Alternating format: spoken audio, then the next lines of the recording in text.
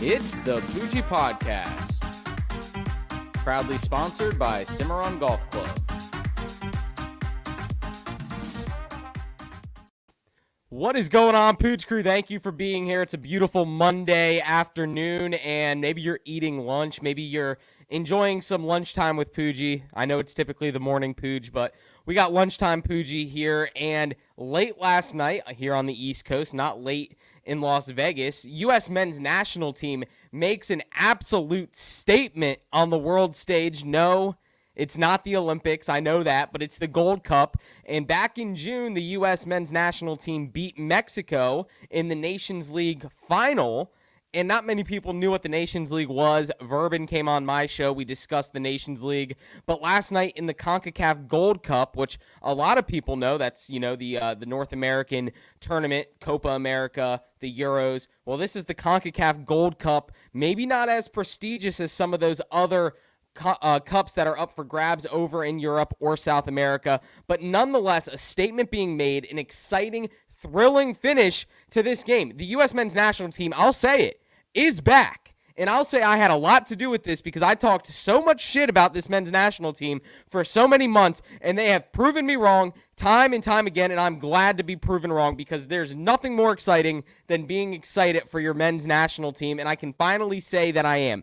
Not only that, the men's national team completed this epic win from an underdog status with only 3 starters from the Nations League game in June.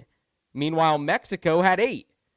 The Americans had a lot of starters out preparing for the European League to start here in the next few weeks. Mexico had 8 of its starters. The U.S. were playing with what some would call the B team, and they were still able to get the job done. And this was not a fluke. This was not, the U.S. just parked the bus for 85 minutes of the game and then won in the final 5. No, that was not the case. The U.S. held their own and had very good chances. Mexico came out firing, almost took a 1-0 lead within the 10th minute. Matt Turner makes an incredible save off of a header. It was unbelievable. If you haven't seen it, this might be it actually. Oh, no, that's not it. That's the game-winning goal behind me. No, that was a near game-winning goal behind me, excuse me. Matt Turner makes an incredible save in the 10th minute. 15 minutes later, Areola comes down, hits one off the post, a wide-open chance for the U.S. to take the lead in the 25th minute. Does not go in. Game continues on. Mexico has plenty of chances. Don't get me wrong. Mexico was the better team. They looked like the better team, the more complete team. But the USA, for the 4th time in this tournament, takes a 1-0 lead and wins the game, and that's all that they needed. All it takes is 1 goal when you allow 0. So in extra time, Mexico has plenty of chances. Towards the end of the game, extra time rolls around.